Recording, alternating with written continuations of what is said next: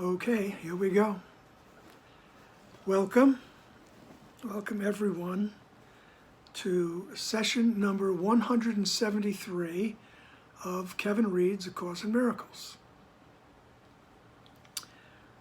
Today we begin chapter 22, which is on page 467 of the text, and which is entitled Salvation and the Holy Relationship.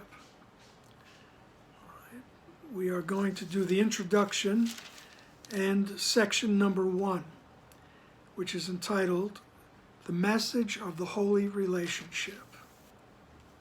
Okay, so this chapter is going to deal with the holy relationship, all right, which is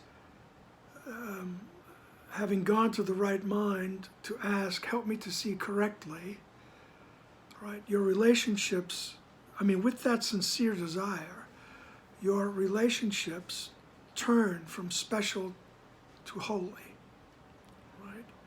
With that sincere desire to see correctly, right? And salvation, of course, is the release from the ego's thought system. It's the release from that belief and separation from God. Okay? So I have a little note here in my book. Only the teacher is different, right? With the unholy relationship or special relationship and the holy relationship. The teacher is different. The teacher is either the ego or Holy Spirit, Jesus. Okay? My little sweetie is meowing in the background. It's calling for room service once again. All righty then. So, let us begin. Salvation and the Holy Relationship. Introduction. Take pity on yourself, so long enslaved. Rejoice, whom God hath joined, have come together, and need no longer look on sin apart. No two can look on sin together, for they could never see it in the same place and time. Sin is strictly individual perception, seen in the other, yet believed by each to be within himself. And each one seems to make a different error, and one the other cannot understand. Brother, it is the same, made by the same and forgiven for its maker in the same way. The holiness of your relationship forgives you and your brother, undoing the effects of what you both believed and saw. And with their going is the need for sin gone with them.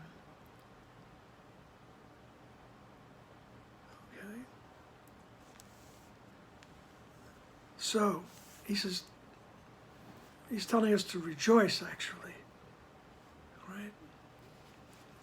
Don't attack yourself, right? Because you've been enslaved for so long, listening to the ego's thought system, listening to the ego telling you, you are separated from God, you're on your own. You better fight for everything and protect it once you have it, right? So, you've been enslaved for a long time with that thought system. All right, he says, rejoice, whom God hath joined, have come together, and need no longer look on sin apart. All right, so the joining is when I decide I don't want to project the guilt anymore, and the separation. All right, and I ask, help me to see it correctly. All right, I've joined with God. I've joined with the Christ in me. All right, I've joined with the Holy Spirit. All right, and you don't any longer have to look on separation, apart from one another. All right. He says no two can look on sin together. Right, so you can't both look with the glasses of the ego relationship, the idea of separation, right? Two people can't look at sin and see the same thing, right? They can't see it in the same place and time. Sin is strictly an individual perception, right? It's seen in the other, right? Seen in the other, yet believed by each to be within himself. That's the secret, that secret sin. I'm really guilty of turning my back on God, right? But I project that, so I have to see the sin in other places, right? Seen in the other, yet believed by each to be within himself. And each one seems to make a different error, and one the other cannot understand. Right? Brother, it is the same, made by the same and forgiven for its maker in the same way. Right? He says all these errors, all these things that I could point out is your faults, your guilt, that I secretly think are coming from my guilt. I have to project it. He says it's all the same. It's all the same error. Right? It boils down to the belief that I separated from God. That's the original mistake, and it takes thousands and millions of forms. And we see it in the others, right? But we secretly believe it's in us. That's what we're trying to get rid of. That's what the ego, as the guide, tells us. Just throw it out there. Put it on other people. Put it on other things. Put it on machines. Put it on whatever. Put it on your shoes. Something's making you feel horrible, right? He says, brother, it's the same. The holiness of your relationship forgives you and your brother, undoing the effects of what you both believed and saw. So that holy relationship, which begins when I don't want to project anymore, I'm tired of it. Right? I come to my mind, to my right mind, not the part of my mind that thinks it's separated. I come into that part and I say, please, help me to see correctly. Please correct my perception. All right. And he says it's the holiness of that relationship. That relationship becomes holy then. All right. I'm willing to see the other correctly. Your relationship has switched. All right. The holiness of your relationship forgives you and your brother, undoing the effects of what you both believed you saw. What you both believed and saw. So what we both believed was that we were separate, and secretly believed that we're guilty. So we have to project it out there, and that's what we see. Oh yeah, you're guilty. And he thinks I'm guilty. And carpet of time rolls out and history goes on. All right, with people beating each other up and crazy world for centuries and millennia. All right. So the holiness of your relationship forgives you and your brother. All right, when my perception is corrected, I see my brother truly. Okay?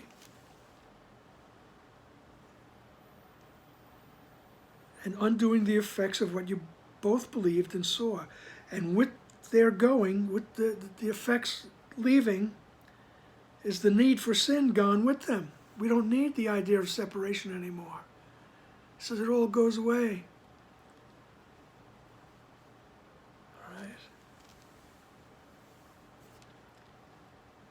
Paragraph 2, who has need for sin? Only the lonely and alone, who see their brothers different from themselves. It is this difference, seen but not real, that makes the need for sin, not real but seen, seem justified. So sometimes I like to read sentences without the parentheticals, the things in between the commas, which are, of course, very wonderful. But if we read that sentence without the parenthetical little parts there, it is this difference, all right? Only the lonely and alone who see their brothers different from themselves. It is this difference that makes the need for sin seem justified. Right?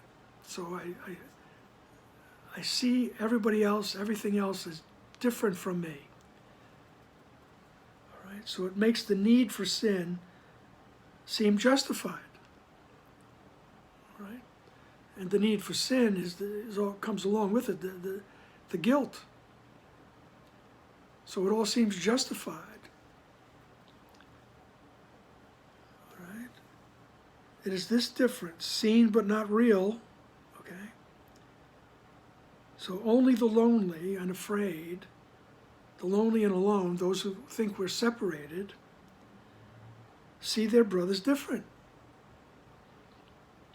And it's this difference that is not real, but it's seen. It makes the need for sin, which is not real, but it's seen, right, seem justified. And all this would be real if sin was so. Right? For an unholy relationship is based on differences, where each one thinks the other has what he has not. They come together, each to complete himself and rob the other. They stay until they think there's nothing left to steal, and then move on. And so they wander through a world of strangers, unlike themselves, living with their bodies perhaps under a common roof that shelters neither, in the same roof and yet a world apart. Okay.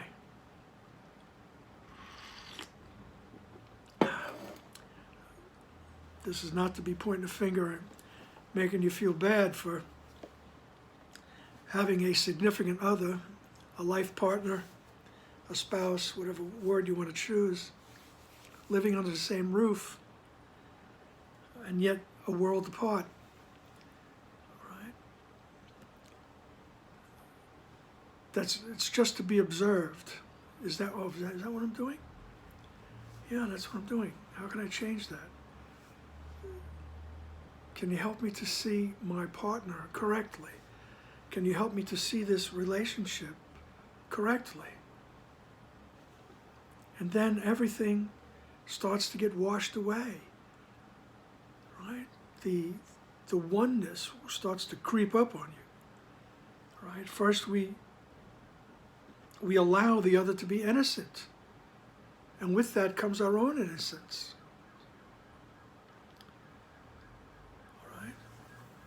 And that's that holy relationship, is when I stop and I say, wait, I don't want to be living a world apart. Because what he's describing is, in a lot of relationships, that there is that, it's like a bargain. Right? And a lot of relationships begin with, what can I get? Even though that's, it's pushed down, it's not really spoken, but it's in the mind of one or the other, or both. What is it that I can get without giving too much?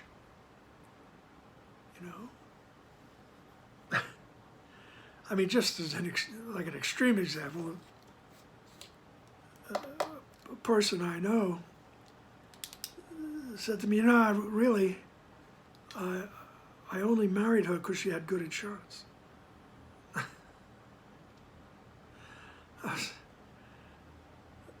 It's like, oh, really? Oh my God. So he married her for health care. Oh my goodness. And so they're living under the same roof, but they're worlds apart. I mean, that's just one brief little example, but there's all different things. What Jesus is describing here is that we're really preying on one another. Okay?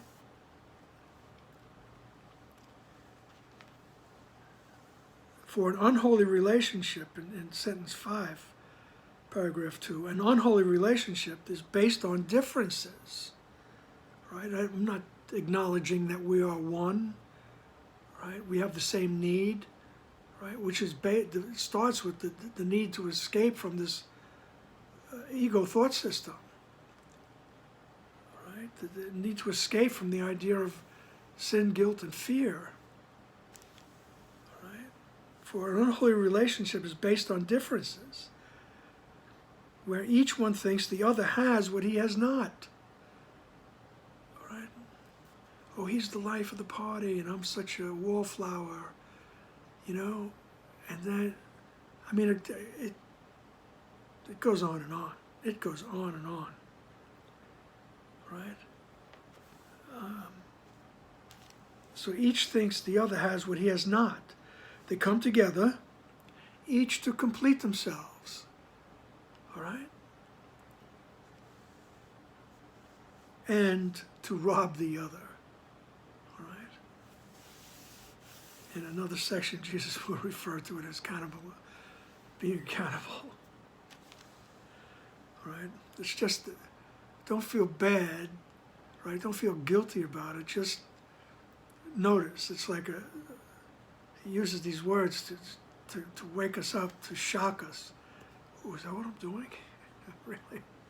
I don't want to do that anymore. It doesn't lead to happiness. It doesn't lead to peace and tranquility, right? And at one point he says, call it what you want, but don't call it love, right? So once again, in this whole text, Jesus is just getting us to look at what you believe. Look at what you're doing. Don't condemn yourself for it, because that digs a deeper hole. Now's the time to ask, help me to see things correctly. Right? Because he's not pointing these things out as if they're horrible sins. He's telling you, you're just making mistakes here.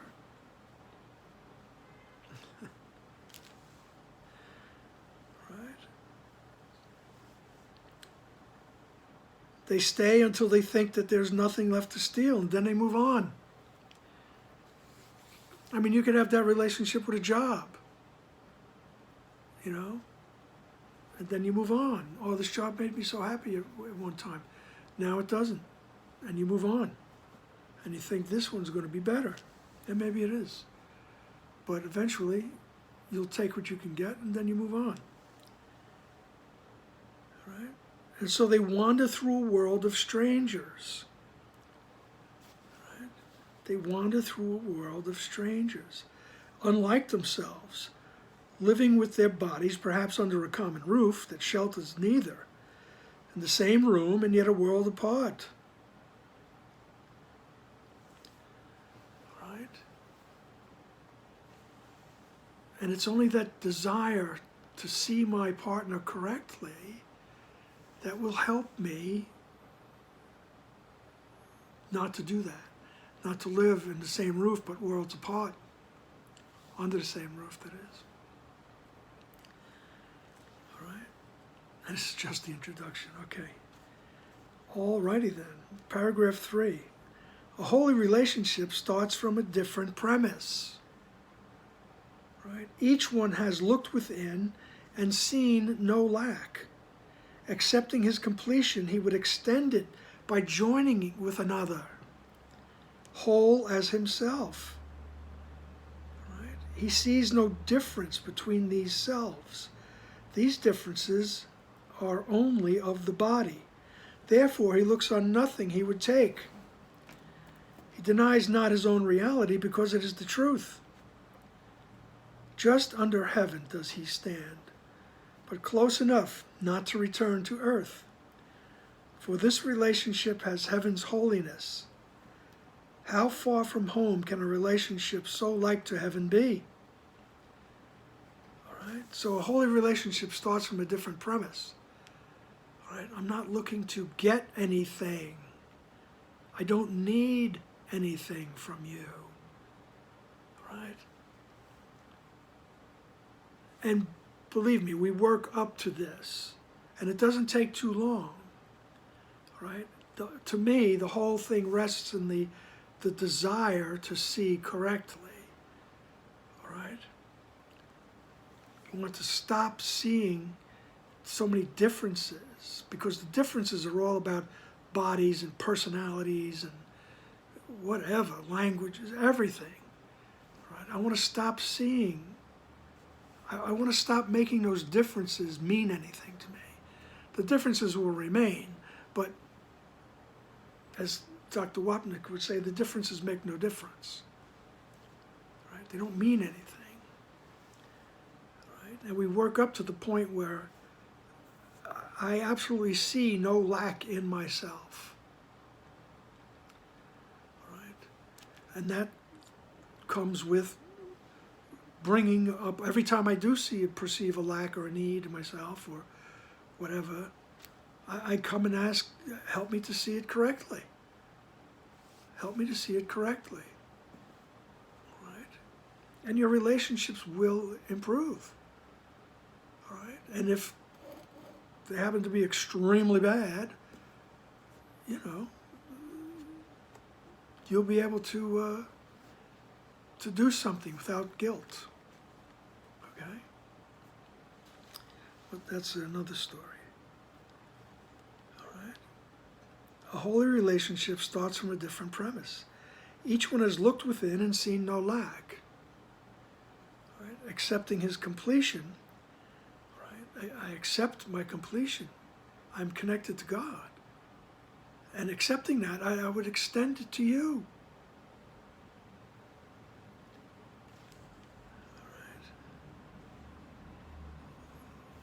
He would extend it by joining with another, as whole as himself. So I see the other as whole as I am.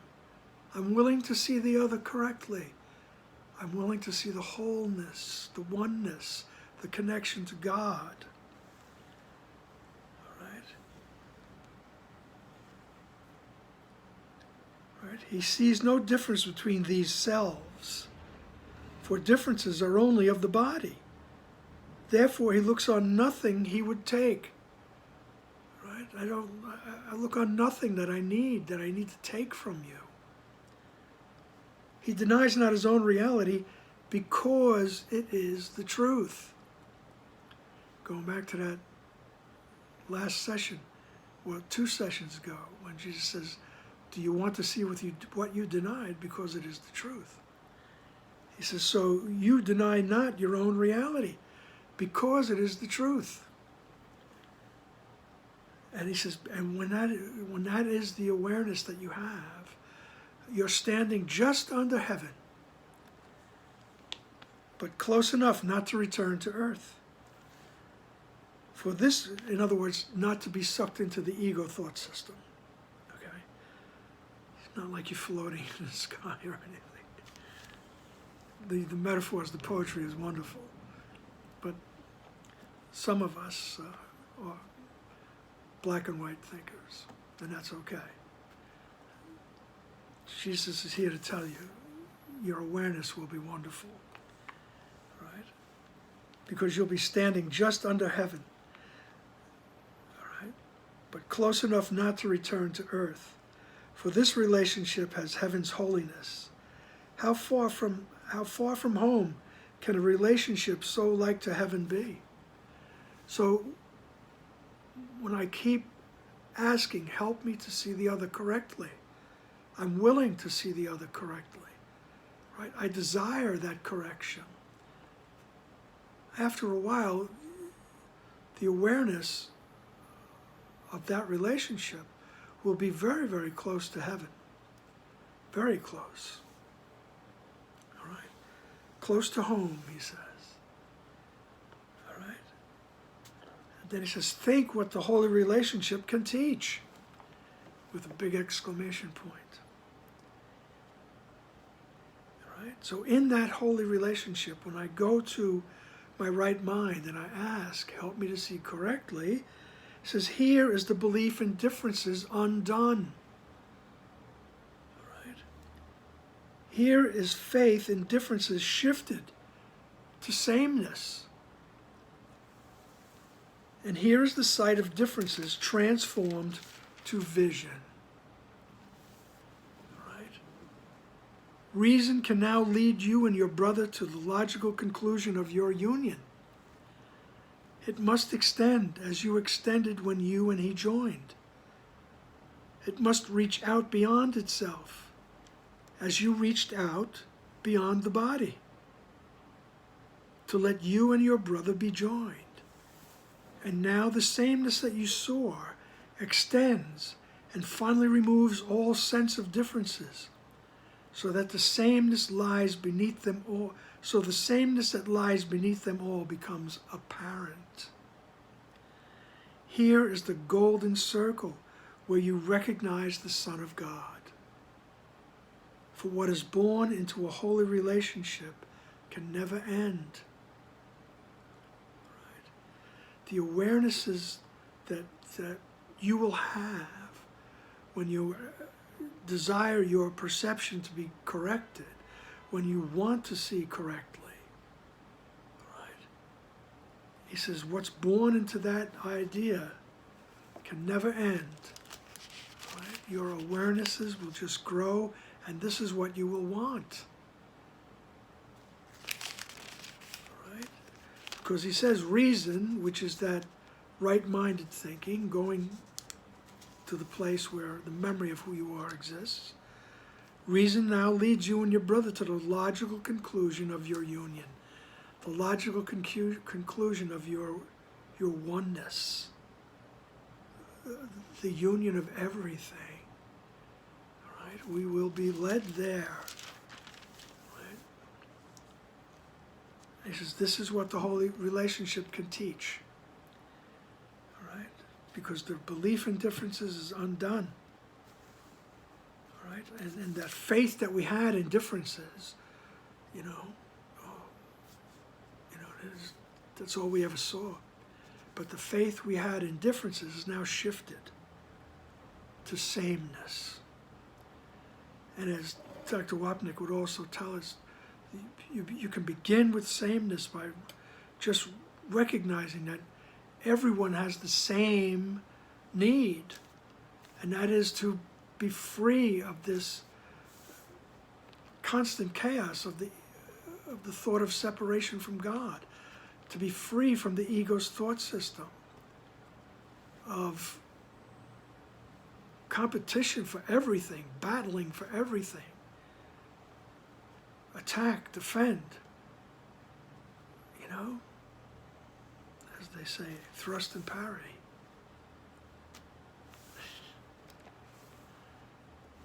Right?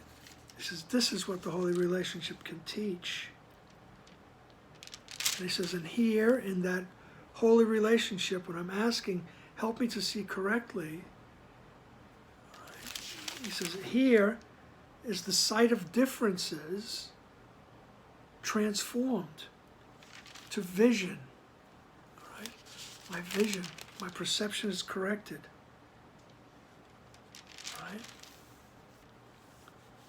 And now we can be led to the logical conclusion of the oneness. Right? And he says, and here in that holy instant, in that holy relationship, right, what is born there can never end. The awarenesses that you will have will never end, bringing us to the awareness of the ultimate oneness. Okay. Introduction. All right. That's the introduction to the message of the salvation and the holy relationship. Now, in section 1, on page 468, we have the message of the holy relationship. All right.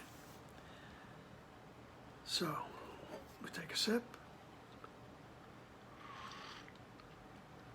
Take a slurp. Paragraph 1. Let reason take another step. If you attack whom God would heal and hate the one he loves, then you and your Creator have a different will. Yet if you are his will, what you must then believe is that you're not yourself. You can indeed believe this, and you do, and you have faith in this, and see much evidence on its behalf, right? And where, you wonder, does your strange uneasiness, your sense of being disconnected, and your haunting fear of lack of meaning in yourself arise? It is as though you wander in without a plan of any kind, except to wander off, for only that seems certain. Okay? So there is only love. God loves all his creations. You and the other are God's creation. Right? And without separation, you're one created mind. Right? But if I attack, right, whom God would heal and who God loves, right, then I have a different idea. I have a different will than God. God wills only the oneness. So my will must be to see separation and to attack it, to heap guilt upon it. All right? He says, but in reality, you are his will. All right? You are one with God. So that when you're doing that, what you must believe is that you're not yourself. He says, you think you're something else. So when we're attacking others, you know, even subtly and even without saying anything, you know, guy says something, and you go, geez, what a schmuck. You know, that's an attack, all right? So I have a different will. I'm seeing separation. I'm seeing differences. All right? So he says, in that case, you must believe that you're something else. You're not who you really are. That you're not yourself. He says you could believe this, and you do. All right, get that little addendum there, and you do believe this, and you have faith in this. All right, you have faith that you're something other than the Christ, something other than a thought in the mind of God. He says you have faith in that you're something other than, and you see much evidence on its behalf. This whole world is here to prove that to you, that you are not one with God, right? You're not the offspring of God. You're not the creation of God. He says you see a lot of evidence on that behalf. And he says, and where you wander, does your strange uneasiness, your sense of being disconnected as we wander through this world, right? He says you have a haunting fear of lack, or a fear of lack or meaning in yourself. He says that comes up. You know, he says, you know, like sometimes in your life, at some point you might say, what is it all about? What does my life mean? You know, at some point, some people when they retire, you know, their thought comes up and, you know, opens up and says, what is your life about? What do you do now? All right? As if you have to do something. All right? It says you have a strange uneasiness, a sense of being disconnected. Like, I don't know where I belong. I don't know where I fit in. He says, and you have a haunting fear of lack of meaning in yourself. It is as though you wandered in without a plan, except to wander off. For only that seems certain. All right. As if you just wandered into this existence without a plan. What am I doing here? All right. How did I get here?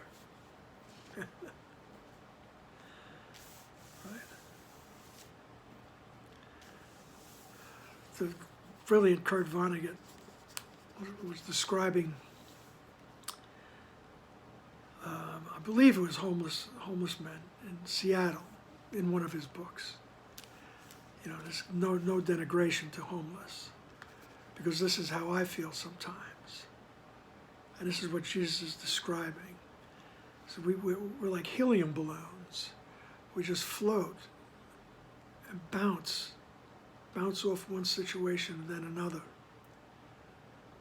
All right? And then this is what it brings up in me when he says that feeling of being disconnected. It's as though you wandered in without a plan, except to wander off. So the helium balloon just floats in, hits that, and then we'll change direction. Then it hits that, and it wanders off into another direction. As if we're just floating in and floating out. Right? He says, because that seems to be the only certain thing that happens. Is that you change direction, you do something else. You didn't have it's like you didn't come here with a plan. You have to, that's why people are so, plan your future. Nothing wrong with that, believe me. Take it from one who really neglected that part of his life. But there's nothing wrong with that planning. But Jesus is saying, really, in the long run, it's like, you wander around not really knowing what's going on. Paragraph 2. Yet we have heard a similar description earlier, but it was not of you. All right? But still this strange idea, which it does accurately describe, you think is you. Reason would tell you that the world you see through eyes that are not yours must make no sense to you.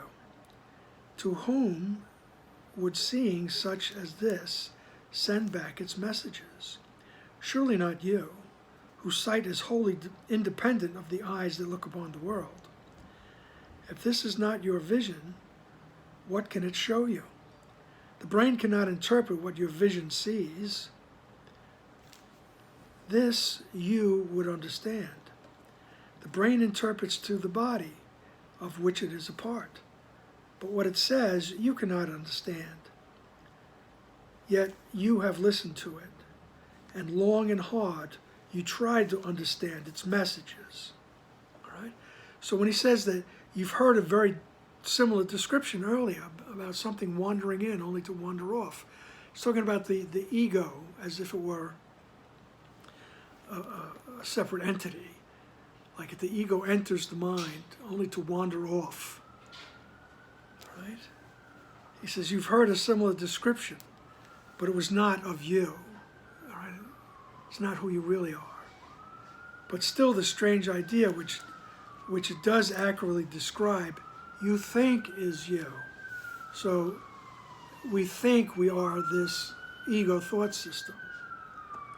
All right? And reason would tell you that the world you see through eyes that are not yours must make no sense to you. So the right mind would tell you that what your eyes are reporting to you, what your senses are reporting, really make no sense. All right? So he says, to whom would seeing such as this send back its messages? All right? Surely not you, whose sight is wholly independent of the eyes that look upon the world. So he's speaking to us, he's speaking to the decision maker in the mind when he's connected to the right mind. He goes, surely it's not you, right? Because your sight is independent of the physical eyes and the nervous system and the brain and all that. He says your true vision is not relying on that, right? So if this is not your vision, what can it show you? And he says, look, the brain can't interpret what your vision sees. Right? So vision, corrected perception. Right? He says your brain is not even a part of the solution here. It can't interpret what we're showing you. All right? He says this you would understand. That you is italicized. And it's the decision-making part of the mind connected to the right mind. All right? The brain interprets the body, interprets to the body, of which it is a part. But what it says, you cannot understand. He's telling us, this world is not understandable. It's just nuts. All right? It's the result of believing you're separated from God. No matter how nice some of it looks and how sweet, you know, when he says that you can't understand it, it's that the only thing we do really understand is the oneness. Anything that is not separated from God. All right? So what it says you cannot understand. And yet you've listened to it. All right? He said it's really crazy, but you're listening to it. All right? And long and hard you tried to understand its messages. So you really, he's giving you credit, you're really trying to figure it out. You're really trying to figure out, what is this all about? What's it all about, Alfie?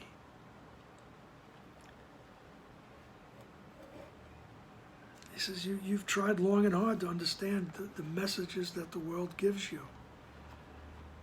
All right? He says, but your true self, your corrected vision will show you, all right, that it can be let go. It's all silly. All right? He says, you have not realized it is impossible to understand what fails entirely to reach you. You have received no messages at all that you understand.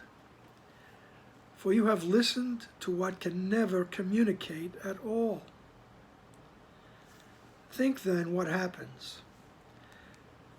Denying what you are, and firm in faith that you are something else, this something else that you have made to be yourself becomes your sight. Yet it must be this something else that sees, and as not you, explains itself to you, its sight to you. Your vision would, of course, render this quite unnecessary. Yet if your eyes are closed, and you have called upon this thing to lead you, asking it to explain to you the world it sees, you have no reason not to listen, nor to suspect that what it tells you is not true. Reason would tell you it cannot be true because you do not understand it. God has no secrets. He does not lead you through a world of misery, waiting to tell you at the journey's end why he did this to you.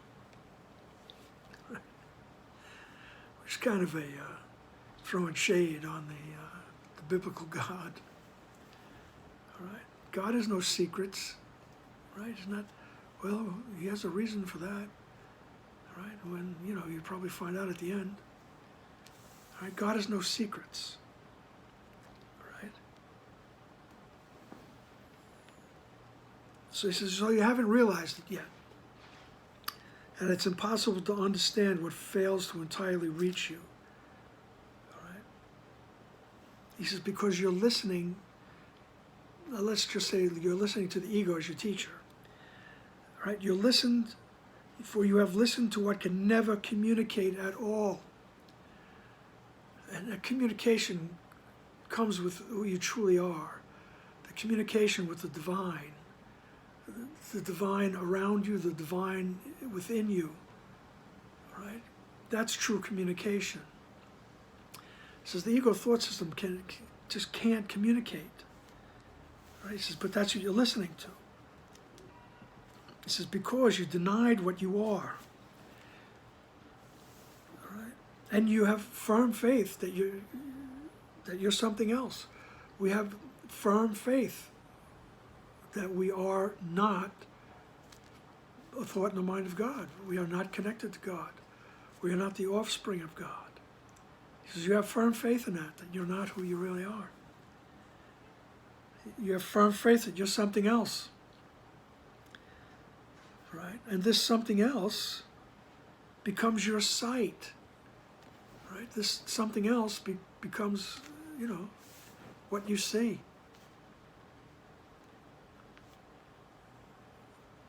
Yet it must be the something else that sees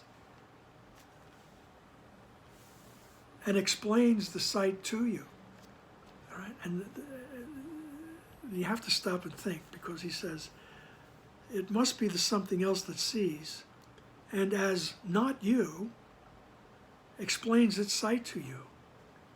All right? So it's something other than, you think you're something other than that, so it's explaining what it sees.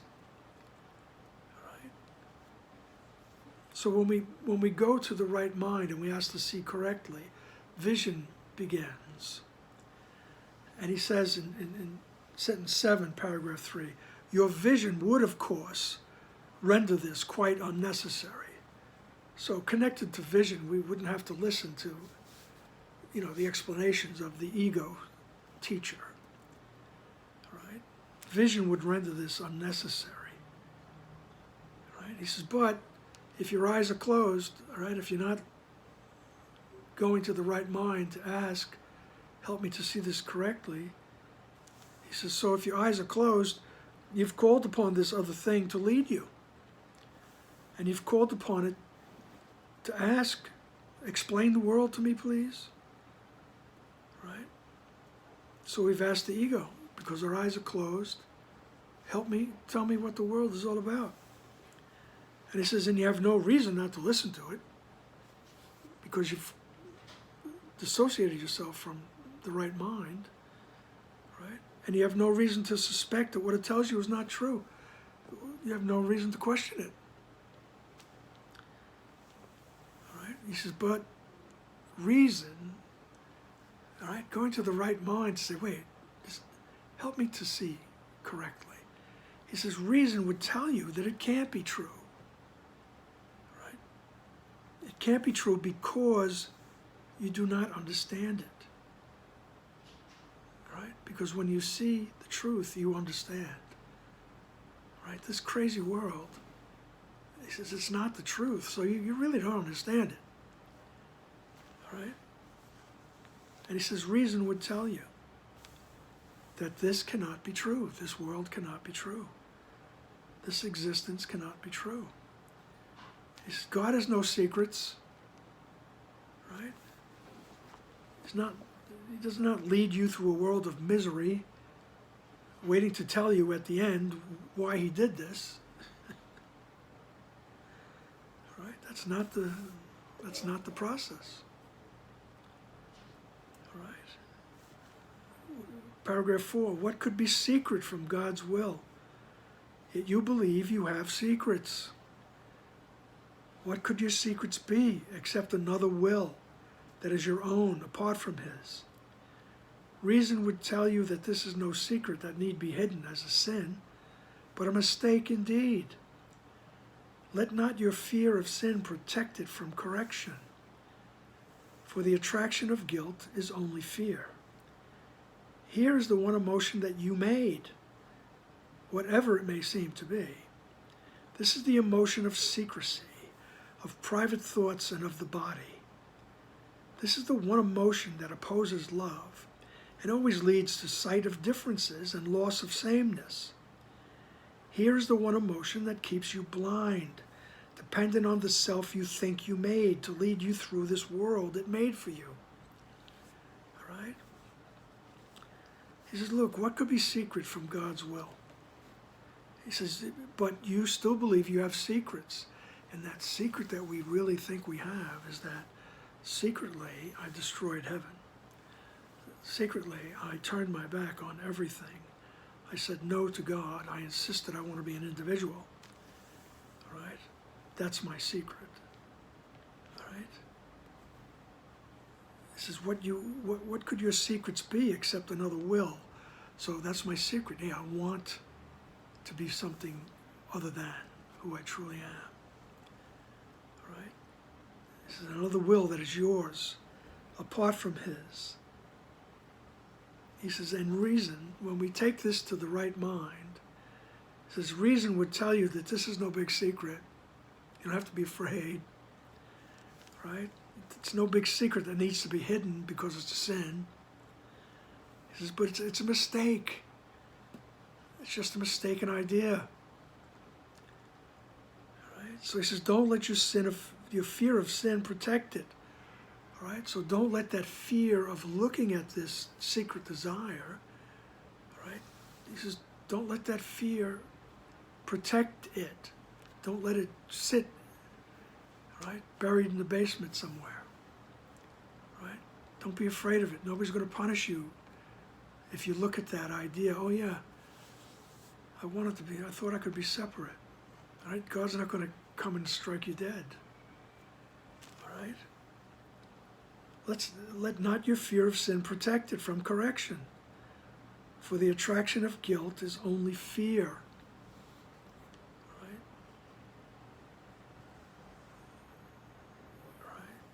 What he's basically telling us is just look at your thoughts and bring them in for correction.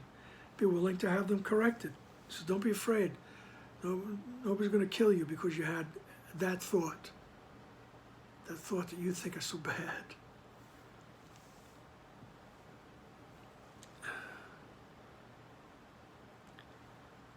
Right? Here is the one, all right. So let not your fear of sin protect it from correction, for the attraction of guilt is only fear. Right? So this sin becomes, this idea of separation becomes attractive. This is only because we won't look at it, because we're afraid to look at it.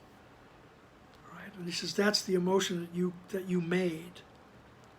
Right? In so many different forms. He says, this is the emotion of secrecy. So I want to keep it secret. I'm afraid that anybody will know my secret. I'm afraid that God will know my secret. Right? I don't want Jesus to know my secret. Right? This is the emotion of secrecy. Right? It's the emotion of private thoughts and of the body. This is the one emotion that opposes love. All right? If I'm afraid to look on my secret so that it can be dispersed as a mistake, all right, I keep it and love doesn't enter. Love can't enter because I still believe I'm separated from love, and that love is going to destroy me. All right? Okay? This is the one emotion that opposes love and always leads to the sight of differences and loss of sameness. So I won't let love in because it'll kill me. Right? And so I keep seeing differences and loss of sameness, loss of oneness. Here's the one emotion that keeps you blind. Right? Fear. Dependent on the self you think you made to lead you through the world it made for you. Right? Because I'm afraid to go into my mind and encounter the reality of who I really am. Is you just keep walking through this nutty world. All right? Paragraph 5. He says, your sight was given you along with everything else that you can understand. You will perceive no difficulty in understanding what this vision tells you, for everyone sees only what he thinks he is. And what your sight would show you, you will understand, because it is the truth. Only your vision can convey to you what you can see. It reaches you directly, without a need to be interpreted by you. What needs interpretation must be alien, nor will it ever be made understandable by an interpreter you cannot understand. The ego. The ego is the interpreter we will never really understand. So he says in the beginning of 5, your sight was given you. That's the memory of who we are. It was given to us at our creation. All right? Along with everything else you can understand. It says, you will perceive no difficulty in understanding what your vision tells you. All right, there'll be no difficulty when we ask, help me to see correctly. There'll be no difficulty in understanding. All right? For everyone sees only what he thinks he is. Right? So if I think I'm one with God, that's what I'll see. If I think I'm separate, that's what I'll see. Separation everywhere. And everything that goes with it. All right. And what your sight would show you, you will understand. Because it is the truth. So when I ask, help me to see this person correctly, I'm willing. He says, your sight, all right, your sight will show you. And what it shows you, you can understand automatically because it is the truth. Oh, look at that. All right? And your perception has changed. Only your vision can convey to you what you can see. All right? So that true vision, it reaches you directly. Right? That vision reaches you directly without a need for interpretation. Right? What needs interpretation must be alien. Right? Nor will it ever be made understandable by an interpreter you cannot understand. Right? So when the ego is our teacher, we will never understand. Right? So paragraph 6. Of all the messages you have received and failed to understand, this course alone is open to your understanding and can be understood. Right? I believe this was something directly for Helen, who said, I can't understand this. This is crazy. So he says, of all the messages you have received and failed to understand, this course alone is open to your understanding and can be understood. He's talking to all of us. You can understand this. This is your language. You do not understand it yet, only because your whole communication is like a baby's. The sounds a baby makes and what he hears are highly unreliable, meaning different things to him at different times. Yet the sounds he hears nor sights he sees are stable yet. Neither the sounds he hears nor the sights he sees are stable yet. But what he hears and does not understand will be his native tongue, through which he will communicate with those around him, and they with him. And the strange shifting ones he sees about him will become to him his comforters, and he will recognize his home and see them there with him. Right? So he's using the metaphor that our decision maker in the right mind is like a baby. Right? We're beginning to understand. We're beginning to understand the language. We're beginning to understand the images that we see.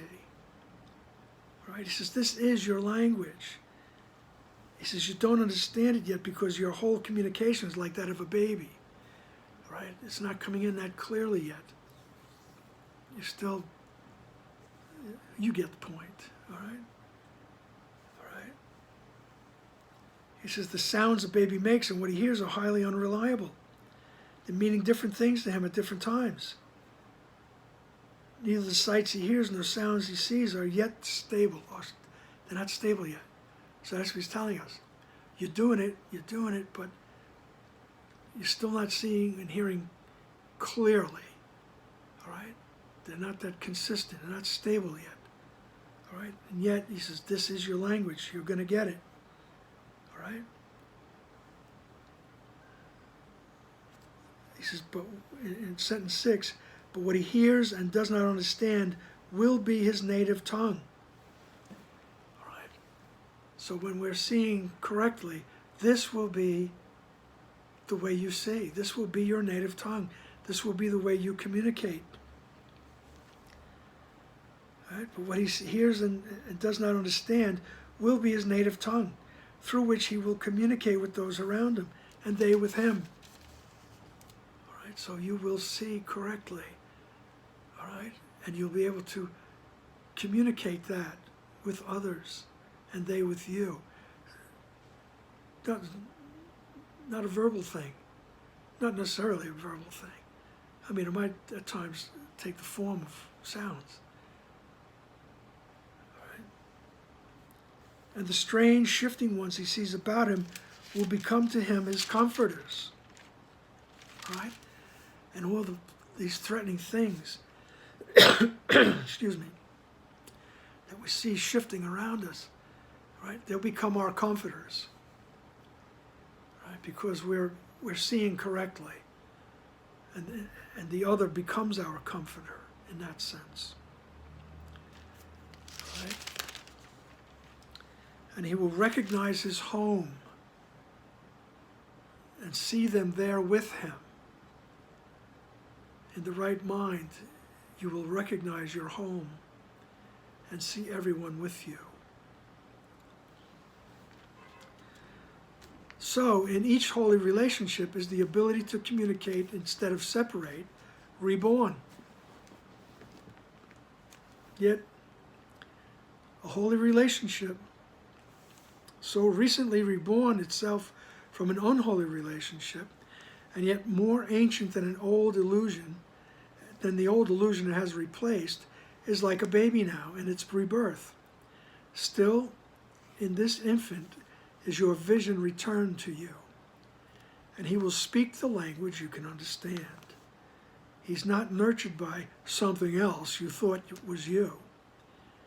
He was not given there, nor was received by anything except yourself. For no two brothers can unite except through Christ, whose vision sees them as one. All right? So each time we say, I want to see correctly, I'm willing to see the other correctly, I'm willing to drop my projections of guilt. All right? In each holy relationship, the ability to communicate instead of separate is reborn. All right? Yet a holy relationship so recently reborn itself from an unholy relationship, all right?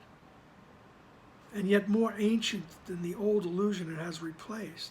So he says this holy relationship is way more ancient, all right? This awareness, this milieu that we enter is way more ancient than the illusion of the separateness, he says.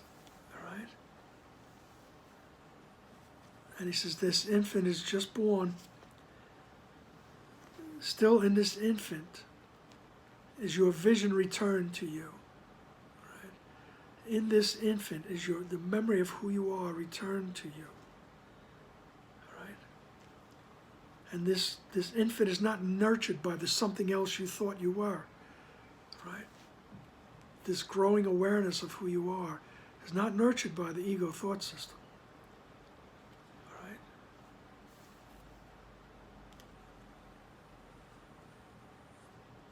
So, for no two brothers can unite except through Christ, whose vision sees them as one. Okay. Paragraph 8. Think what is given you, my holy brother.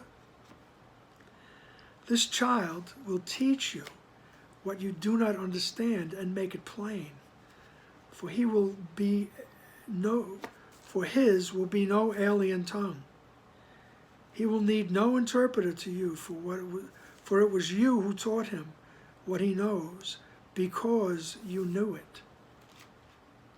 He could not come to anyone but you, never to something else. Where Christ has entered, no one is alone. For never could he find a home in separate ones. Yet must he be reborn into his ancient home, so seeming new, and yet as old as he, a tiny newcomer, dependent on the holiness of your relationship to let him live. All right? So he keeps the wonderful metaphor going. He says, think what's been given you, my holy brother. Right? You are his holy brother. This child will teach you what you do not understand and make it plain. Right? He says, you will understand it. This child, right, this part of your mind that has been reawakened will teach you and make it plain. Make it plain to you. Right? He says, because it won't be some foreign language that you can't understand. Right? And you won't need an interpreter. For it was you who taught him what he knows because you knew it.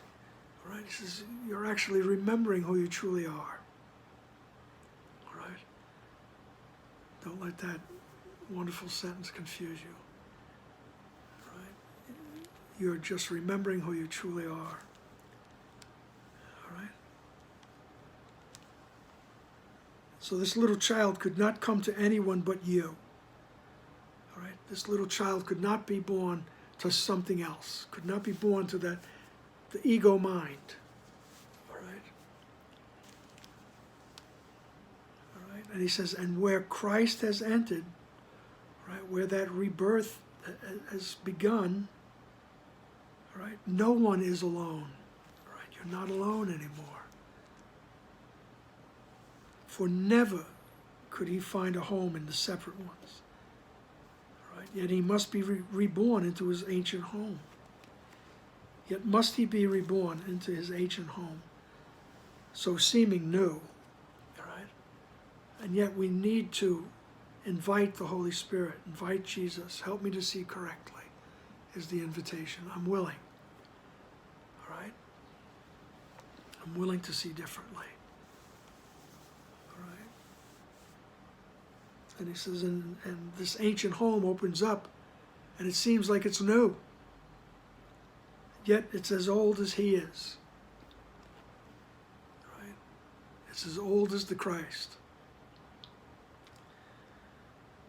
A tiny newcomer, dependent on this holiness of on the holiness of your relationship, to let him live.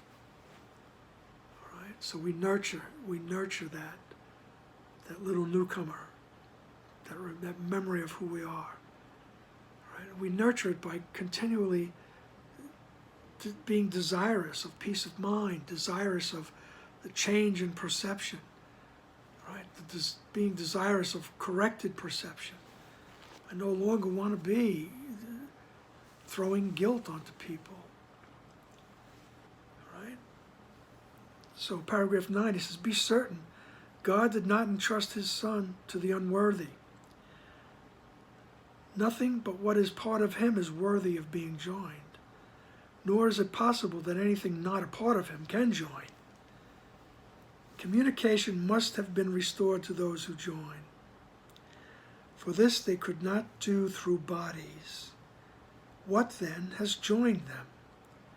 Reason will tell you that they must have seen each other through a vision not of the body, and communicated in a language the body does not speak. Nor could it be a fearful sight or a sound that drew them gently into one. Rather, in each, the other saw a perfect shelter where his self could be reborn in safety and in peace. Such did his reason tell him. Such he believed because it was the truth. Okay? So he says, look, you could be sure that God did not entrust his Son to the unworthy, right? Your new corrected vision is not entrusted to the unworthy. You are worthy, in other words, he's saying. You're worthy of this heightened and corrected vision, right? He says, only what is a part of him is worthy of being joined. You are a part of him. So he's talking about the oneness, right? He says, and you are so worthy of that.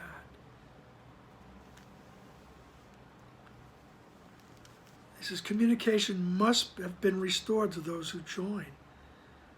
For this they couldn't do through bodies. So he's telling us, once again, the bodies can't join. The mind joins. Right? Bodies try to join. Right? Don't beat yourself up for that. But just notice that it's not the ultimate peace of mind. All right? Communication must have been restored. And that's communication with everything, with the absolute. Right? Communication is restored to those who join. For this they could not do through bodies. So he says, so what has joined them? All right? He says, reason, your right mind, will tell you that they must have seen each other through a vision that's not of the body. Okay? And they must have communicated in a language that the body doesn't speak. All right? I want to see you correctly. All right? So that's a joining, not of the body. And then all of a sudden I understand. And I have the capability and compassion, and I understand everything. And so it's a language that the body doesn't speak. And he says, and look, it can't be a fearful sight. It can't be a fearful sight and a sound that drew them to each other.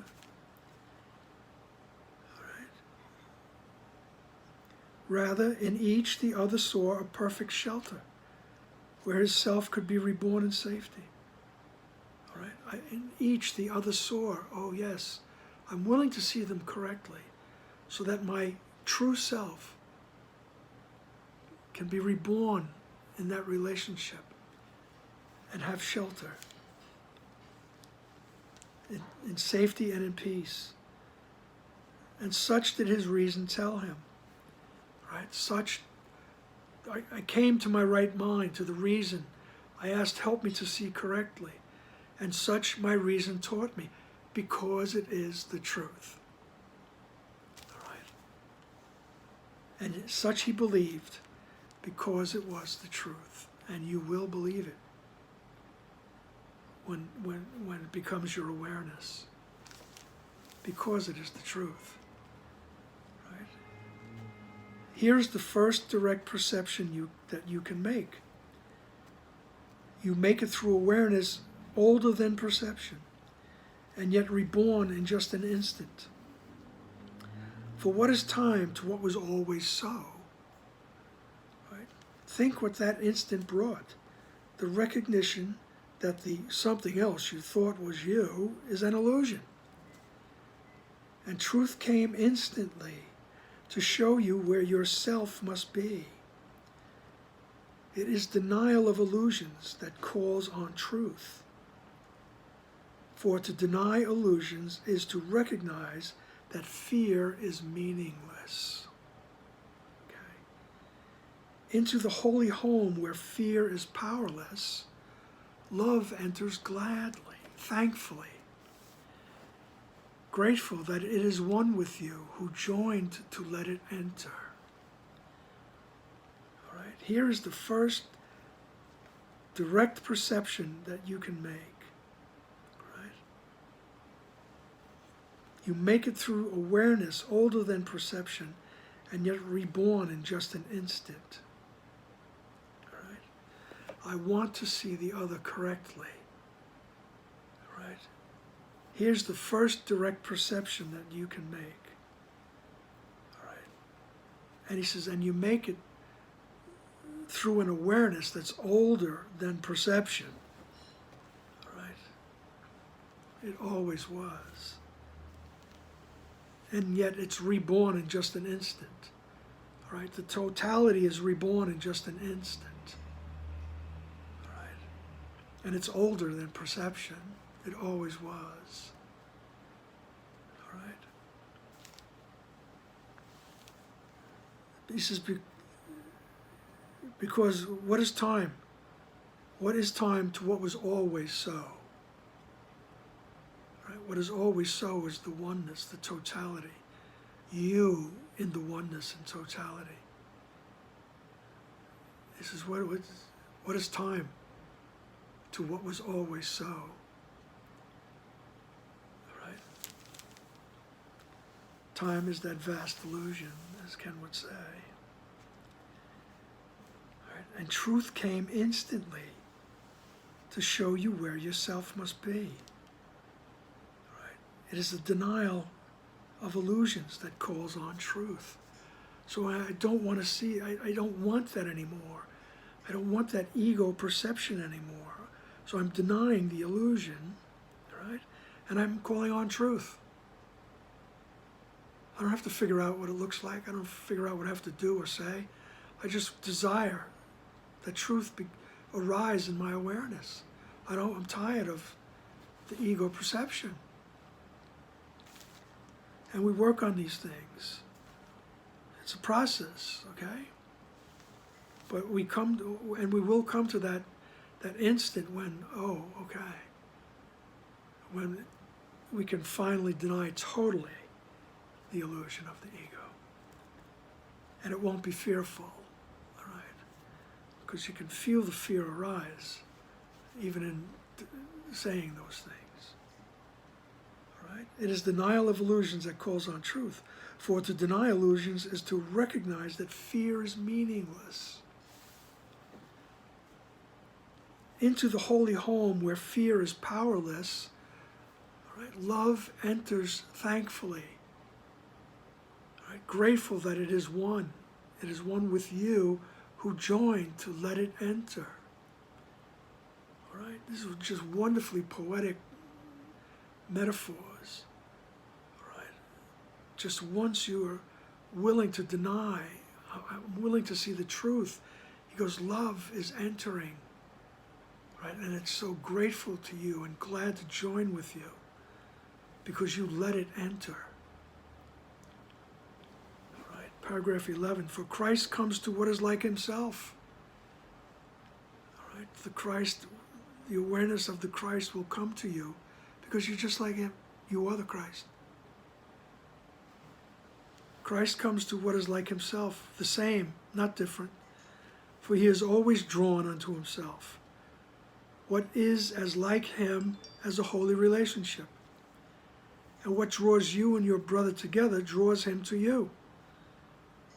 Here are his sweetness and his gentle innocence protected from attack.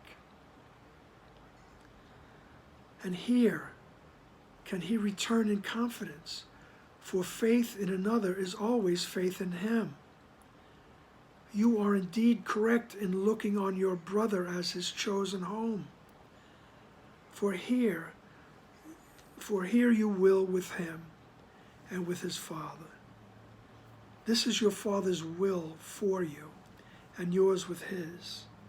And who is drawn to Christ is drawn to God, as surely as both are drawn to every holy relationship. The home they prepared for them, as earth is turned to heaven. All right? So Christ is drawn to the holy relationship. All right? The awareness of who you are, the truth of who you are is drawn to that willingness to see the other correctly. What is as like him as a holy relationship? So what is like Christ more than a holy relationship, more than the willingness to see the other correctly? Right? And what draws you and your brother draws him to you. Right? So that awareness is, you're drawn to that awareness and it to you. And I like this sentence, it's just so nice.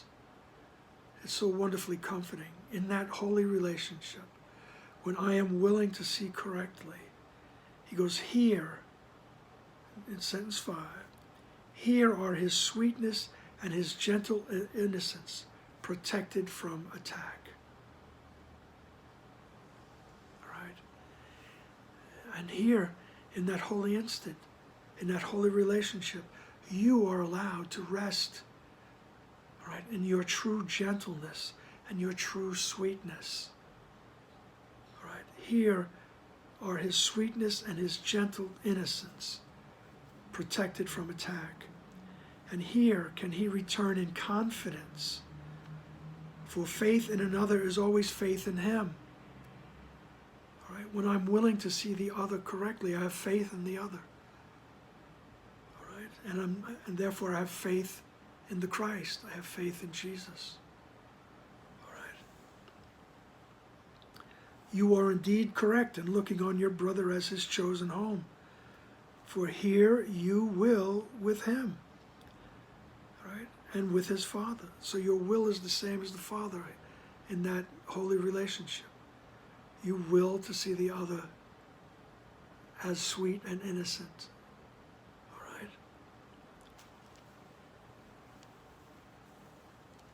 So he says, you're indeed correct in looking on your brother as his chosen home. All right? This is your Father's will for you, and yours with his. And who is drawn to Christ is drawn to God, as purely as both are drawn to every holy relationship. So God and Christ and you, there's no separation. They're all drawn to that holy relationship. And he says, and that relationship is the home prepared for them, right? As earth is turned to heaven, right? As everything in the ego thought system is turned, it's transposed into heaven. All right? That's the message of the holy relationship. All right? The sweetness, the gentle innocence, everything is turned to heaven if I'm just willing to see correctly. If that's what I desire, I'm inviting Christ, Jesus, God, Holy Spirit, the reality of who I am, I'm inviting that into my awareness. And earth is transposed into heaven. All right?